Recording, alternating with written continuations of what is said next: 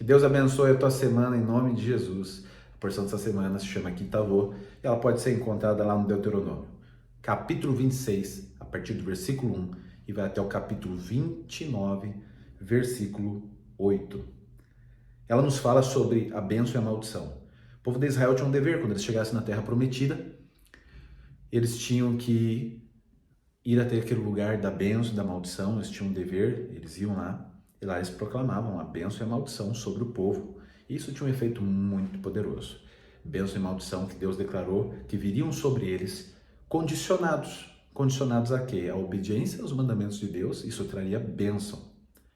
E se, pelo contrário, eles fizessem tudo errado, então viria sobre eles a maldição.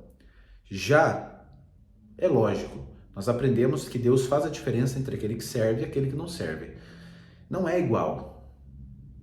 Simplesmente não é igual. Nós vivemos uma realidade que você não precisa nem abrir a Bíblia para você já ter a noção de que toda ação ela tem uma reação. Para tudo que você faz tem uma resposta. Se você bater na pedra, você pode machucar a sua mão. Se você jogar uma bola na parede, ela vai voltar para você. Mas se você jogar um copo de vidro na parede, ele não volta para você. Ele se quebra e ele não volta mais a ficar inteiro outra vez. Toda ação, ela causa, por regra universal, uma reação. O contrário disso, nós chamamos de milagre. Mas veja só, temos uma pergunta aqui a fazer. Deus faz acepção de pessoas? Existem 3 versículos no Novo Testamento que eles dizem que Deus não faz acepção de pessoas. Primeira coisa, o que é acepção? Nós podemos ver no nosso dicionário, mas não é aqui a nossa intenção. Vamos direto ao texto original. Porque essas 3 vezes em que é citado isso, que Deus não faz acepção de pessoas, é citado no Novo Testamento. Então nós temos que ver o texto original no grego. E é engraçado porque é Romanos 2, também lá o Atos 10 e 1 Pedro. E ambos é praticamente a mesma palavra, só com uma colocação diferente. Nós temos Romanos 2, versículos 6 a 11, que diz: o qual recompensará cada um segundo as suas obras. A saber, a vida eterna aos que com perseverança fazem bem, procuram glória, honra e incorrupção, mas indignação e ira aos que são contenciosos, desobedientes, etc, etc, etc. Tribulação e angústia toda a alma do homem que faz o mal, primeiramente do judeu e também do grego. Glória, porém, e honra e paz a qualquer um que pratica o bem, primeiramente ao judeu e também ao grego, porque para com Deus não há acepção de pessoas. Essa palavra acepção, no Romanos 2, é prosopolempsia. E é praticamente assim, e é o mesmo sentido das outras aqui, dos próximos 2 versículos. Não olhar o rosto. Ou seja, Deus não faz acepção de pessoas, não significa que se você fazer tudo errado ou tudo certo, Ele vai te tratar igual. Longe disso. Significa que Ele não vai te tratar pelo teu rosto. Ou seja, não há nem judeu nem gentil quanto a isso. Não há nem rico nem pobre. Deus não vai olhar qual carro que você anda na hora de tratar com você. Deus não vai olhar o quanto de dinheiro que você tem na hora de lidar com você, te abençoar, te amaldiçoar, decidir sobre seu futuro e sobre a sua eternidade. Não. Porém, Ele não vai estar olhando seu rosto, mas vai estar julgando você segundo as tuas obras. O que isso significa? Deus não vai olhar para o carro que você tem, não vai te julgar por isso, mas Ele vai te julgar pelo que você fez com o seu carro. Da mesma forma, Ele não vai olhar para o quanto de dinheiro que você tem, se é pouco, se é muito, se você é multimilionário ou bilionário. Mas Ele vai julgar você pelo que você fez. Enquanto foi um bilionário, milionário, rico ou pobre. Ele não vai julgar você por causa do teu sobrenome. De repente, seu pai foi uma pessoa muito importante na terra ou até mesmo no céu. Mas Ele vai julgar o que você fez com isso, com a sua história, com o seu sobrenome, se você honrou esse nome, se você honrou a sua família, as suas origens. Ou seja, Ele vai ver você pela sua responsabilidade, o que você fez com aquilo. Então veja que os outros 2 versículos que dizem sobre não fazer acepção, o outro é Atos 10, de 34 a 38, que diz: e abrindo Pedro a boca, disse: reconheço por verdade que Deus não faz acepção de pessoas, mas que lhe é agradável aquele que em qualquer nação o teme e faz o que é justo. A palavra que ele enviou aos filhos de Israel anunciando a paz de Jesus Cristo. Esta palavra, vós bem sabeis, veio para toda a Judeia, começando pela Galileia, depois do batismo que João pregou. Como Deus ungiu a Jesus de Nazaré com o Espírito Santo e com virtude, o qual andou fazendo e curando todos que eram oprimidos do diabo, porque Deus era com ele. Então Deus não vai olhar para o seu rosto, mas aquilo que você faz, seja qual for o rosto. Por isso você vai ser julgado. Então vai haver uma diferença entre quem fez X e quem fez Y. Afinal, Deus seria injusto mesmo se você não percebesse a diferença, em momento algum, aqui nessa vida e principalmente depois, entre aquele que serve e aquele que não serve. Afinal, inclusive, existe na palavra de Deus o versículo que nos diz sobre a diferença entre aquele que serve e também aquele que não serve. Isso está lá em Malaquias capítulo 3, versículo 18. Então vereis outra vez a diferença entre o justo e o ímpio, entre o que serve a Deus e aquele que não serve. Então não pense que Deus não vai dar a mínima para aquilo que você faz. Não pense que Deus vai estar olhando para coisa fútil, quanto tem na tua conta, qual o seu nome, seu sobrenome, qual é a sua profissão, mas Ele vai estar olhando para tudo que você faz com essas coisas todas. Isso você não tenha dúvida, não tenha dúvida. Afinal, Deus é justo e muito justo. Então veja, temos aqui também 1 Pedro capítulo 1, versículo 17, onde mais uma vez é citado a acepção de pessoas. Dessa vez, a prosopolemptos, que é sim vocais por pai. Aquele que sem acepção de pessoas, ou seja, será que não tem requisitos para essas pessoas? Será que tanto faz se elas são assim ou assado? Será que sem acepção de pessoas Deus é cego para todo mundo? Ele não sabe diferenciar o Jacó do Esaú? Mas como que ele disse então: amei Jacó, todavia, amei Jacó e odiei Esaú? E fiz dos campos de Esaú assolação e tudo. Não, tem uma diferença sim, sempre teve. E o Novo Testamento continua a nos dizer e reforçar que essa diferença ela segue existindo. Ela segue. Então, ele julga sem acepção de pessoas. Então, só pelo fato dele dizer que julga, nos traz a ideia de que há requisitos, há diferença, a depender das obras. A fé sem obras ela é morta. Sempre vai ter obras boas, obras ruins. E obras boas são os bons frutos. Árvore com os bons frutos você cultiva, você trata bem, você rega ela, você faz ela permanecer para sempre se você puder. Agora a árvore que não dá fruto, que só dá fruto podre, de repente você pode usar ela para ser cortada, lançada ao fogo, para fazer um churrasco. Essa é a lógica espiritual. Fé sem obras morta, é vazia, é inexistente. E árvore que não produz nada vira lenha, tem até uma música que diz, só serve para queimar e vira cinza na fogueira. Então, veja bem, Deus julga cada um segundo a sua obra. Andem em temor durante o tempo da vossa peregrinação. Então, uma coisa é, para determinadas ações são liberadas bênçãos, para outras ações pode nos causar maldições. E é justamente isso que essa porção do Deuteronômio ela nos ensina. As bênçãos e as maldições. Olha, por cima, você pode estar lendo lá no Deuteronômio 28, tá? As bênçãos e as maldições. Olha os tipos de bênçãos que nós encontramos aqui.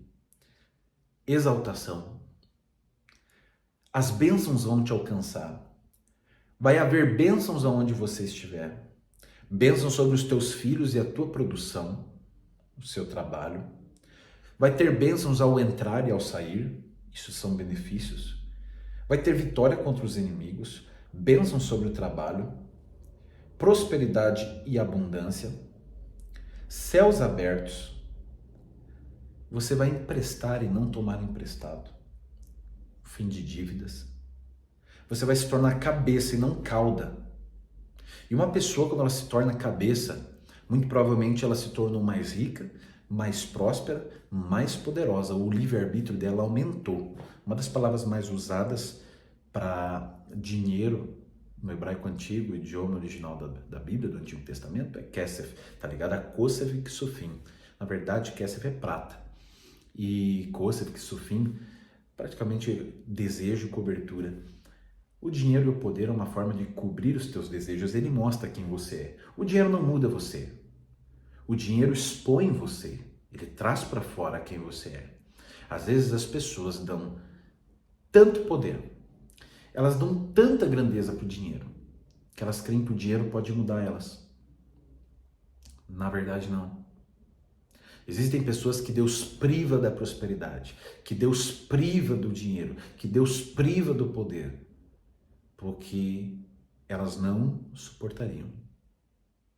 Há pessoas que não suportam, porque elas veem o gigante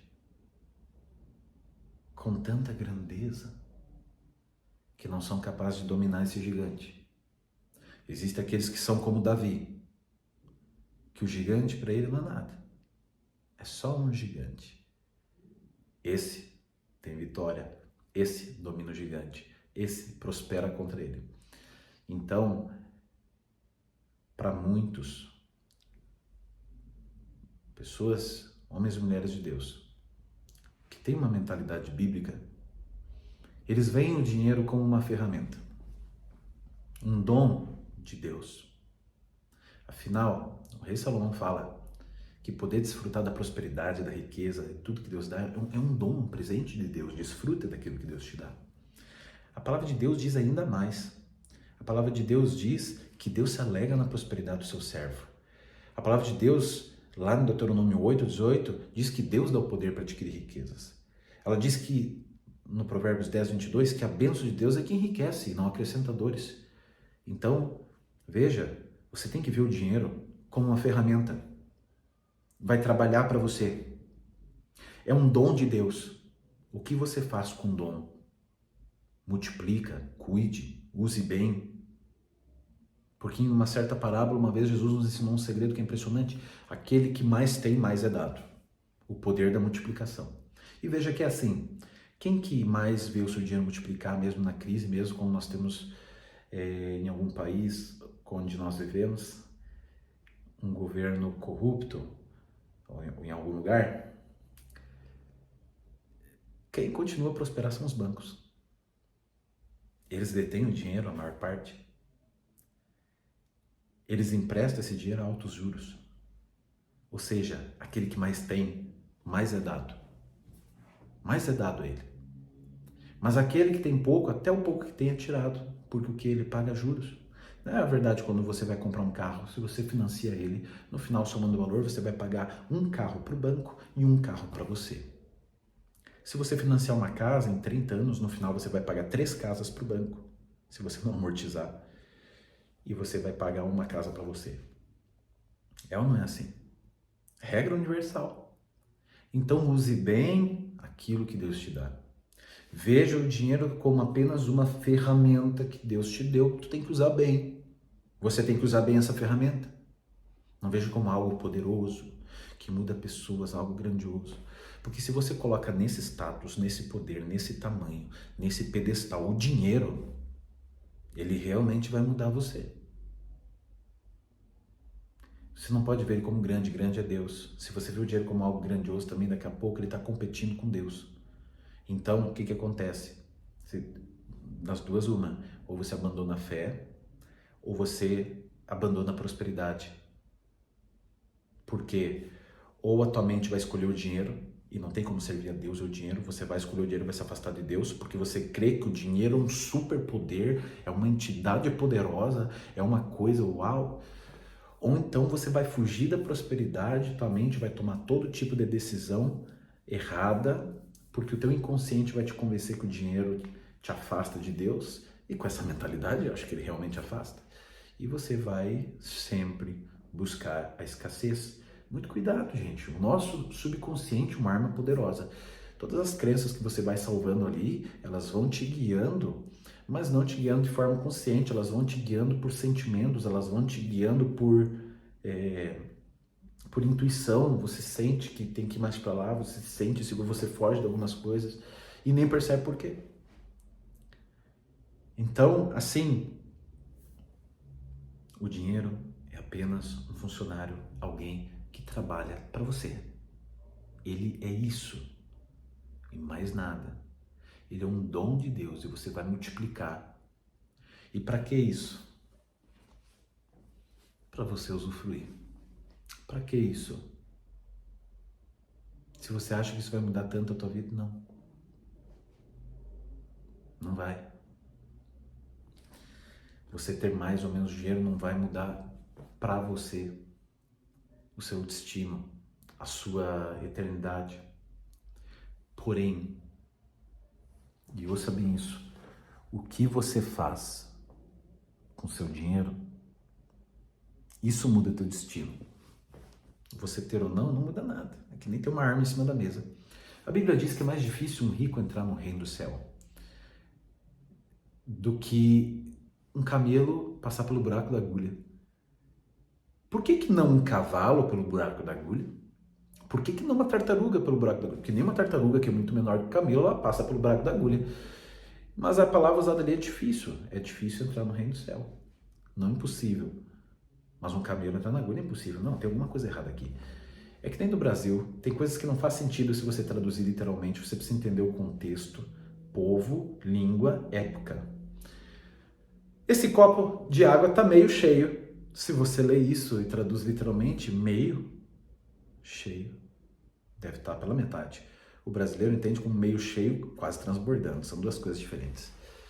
É a força da expressão, entendendo o contexto de onde, quando e por que está sendo falado.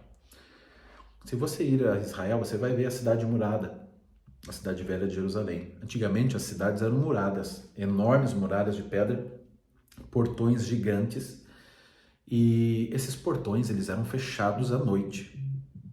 De noite não podia entrar. Se porventura chegasse um viajante, alguma coisa, não podia estar aberto aquele baita portão. Podia entrar um inimigo. Imagine que isso é como um portão de garagem. Existem alguns portões de garagem em que existe o portão para entrar o carro e existe dentro dele um portão menor, se tu quiser só abrir a porta para passar a pessoa. Assim eram os portões. Existia o portão, tá? O portão grandão, mas aqui havia uma porta mais estreita dentro desse portão. Para que era essa porta mais estreita? Essa porta mais estreita era para caso algum viajante chegasse atrasado já de noite, ou alguma pessoa que pudesse entrar, mas chegou fora de hora, ela podia entrar por ali. Quero que você adivinhe o nome desse portão naquela época. Você mesmo pode pesquisar isso aí. Qual o nome daquele portão pequeno que só à noite dá para entrar? Se chama buraco da agulha. Agora faz sentido. É mais difícil um rico entrar no reino do céu do que um camelo passar no buraco da agulha. Por que isso aí? Os relatos contam que chegava de noite uma pessoa viajando com um camelo carregado. E assim como uma pessoa rica, ela tem muitas coisas, ela é abundante, ela tem muitas coisas com ela, tanto material quanto também que ela carrega na vida, quando ela se converte. Para que ela passasse pelo buraco da agulha, para que ela pudesse entrar por essa porta estreita, porque a porta é estreita para todos, Jesus disse que a porta é estreita. Para que ela pudesse entrar, o camelo precisava se abaixar, porque de pé ele não passava. Então a pessoa rica, ela precisava ser humilde. Ela precisava ser alguém que não fosse altiva. Você sabe qual é uma das 7 coisas que Deus detesta e que Ele não deixa passar? Pesquise na Bíblia, tem uma passagem que fala sobre isso. Uma delas são olhos altivos. Aquela pessoa que olha os outros por cima, como se ela fosse superior. Isso é uma coisa que Deus detesta. O camelo, ele é alto. Para ele passar pela porta estreita, ele precisa se abaixar, ser humilde. E às vezes, não apenas isso. mas às vezes ele precisava, a depender, deixar alguma bagagem, tirar alguma bagagem dele para que ele conseguisse passar pela porta estreita. E depois que ele passasse, ele recebia de volta aquela bagagem. Isso nos lembra, inclusive, muito a história de Jó. Jó era aquele camelo que tinha uma bagagem muito grande. Por um momento, essa bagagem foi tirada. Ele passou pelo buraco da agulha, que é a prova, que é a tentação, que é o teste, o grande teste. E depois ele recebeu 7 vezes mais, ele foi muito abençoado. Ele recebeu, na verdade, tudo em dobro. Ou seja, não era um problema que ele tinha, o problema era se ele realmente persistia em Deus e fazia o caminho correto mesmo com tudo aquilo que ele tinha. Então essa é a lição que nós temos que levar para a nossa vida. Não é sobre o que você tem, quem você é, o teu sobrenome, a tua história, a tua condição. E todos nós, a gente não nasce em condições iguais. A gente não nasce, não é assim. Nós viemos de condições totalmente diferentes, oportunidades totalmente diferentes, sobrenomes totalmente diferentes, trabalhos totalmente diferentes, sortes totalmente diferentes, tudo diferente, fatores externos totalmente diferentes nos atingem todos os dias. E é diferente para cada um.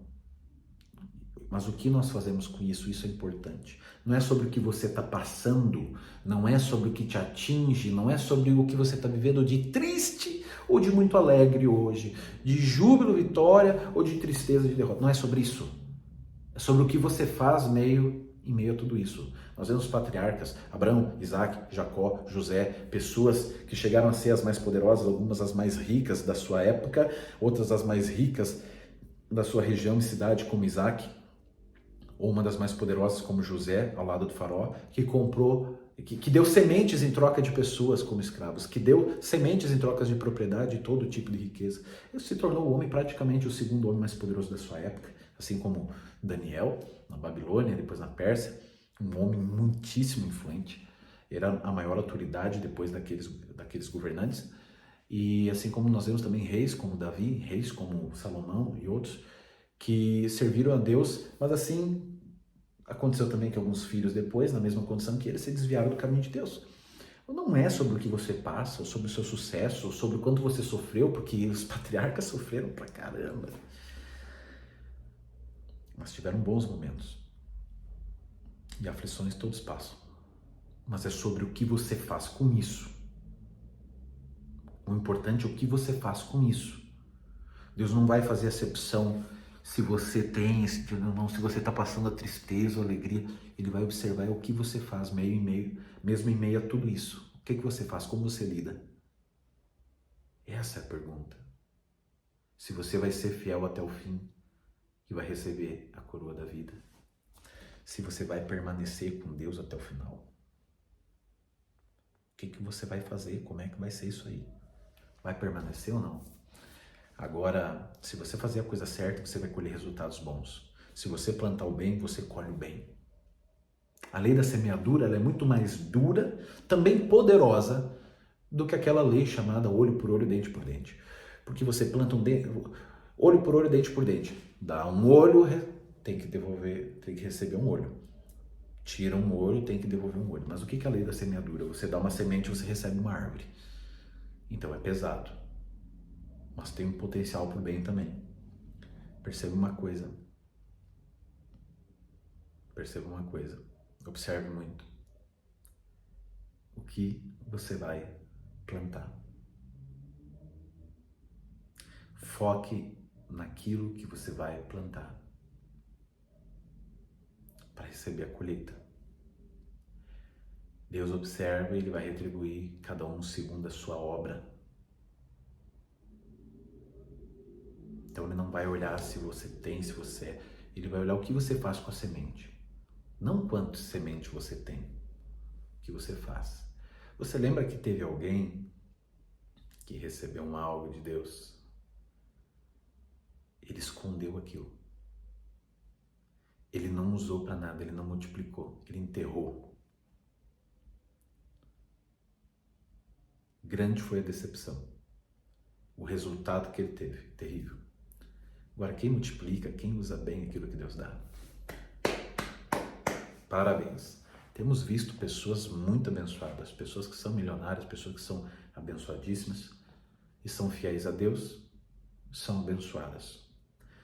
Tenho visto também pessoas nessa mesma condição e que usam de Deus, são superficiais na sua fé. Tenho visto também pessoas pobres que são fiéis a Deus e entregam diante de Deus o seu melhor. Amam a Deus e sua fé é genuína e verdadeira. E tenho visto pessoas pobres que não têm literalmente nada. E mesmo o pouco que têm, elas amam aquilo mais do que a Deus. E mesmo com o pouco que têm, elas conseguem achar uma opção para não escolher Deus. Então, em tudo, Deus não está fazendo acepção de quem você é, se é rico, se é pobre. Afinal, amanhã tudo pode mudar. O rico pode empobrecer e o pobre pode enriquecer. Depende de muitos fatores. Deus é que sabe. Mas Deus está dando uma atenção violenta por que você faz. Ele não está fazendo acepção de quem você é, mas o que você faz com isso. Tenha isso sempre, sempre, sempre em mente. Deus não faz acepção de pessoas para julgar. Isso significa o quê, então? Que Ele não vai olhar para a tua cara na hora de te julgar, para a tua aparência, para o que você tem, mas sim para o que você fez. E vamos ter que dar conta de tudo, cada pensamento. Porque Jesus mesmo disse, se você pensar no pecado, é como se tivesse cometido, porque pecou na área do pensamento. Você não fez de fato, mas pecou na área do pensamento. E Deus julga e Deus sabe. Está escrito na palavra de Deus que Ele sonda as intenções do coração. Ele sabe, Ele esquadrinha os pensamentos. Tudo isso está escrito na palavra de Deus. E diz também que, Jesus mesmo falou, o mesmo Jesus que nos ensina que nenhuma condenação há para aqueles que estão em Cristo Jesus, lá no Novo Testamento diz isso, o mesmo Jesus, Ele nos ensina que, ainda assim, no dia do julgamento, nós vamos ter que dar conta, prestar conta de cada palavra dita, mesmo palavra torpe, mesmo uma palavra nada a ver, nós vamos dar conta de tudo. Assim como das ações também, pensamento, fala e ação, vai ter que prestar conta. Então, escolher bem as ações. As coisas externas não te mudam, elas te influenciam, elas são ferramentas, elas são potenciais, faz parte da dinâmica da vida. Mas no final você decide se vai escolher Deus ou não, o que você vai ser, o que você vai se tornar. Então escolha bem. Deus abençoe tua vida. Em nome de Jesus.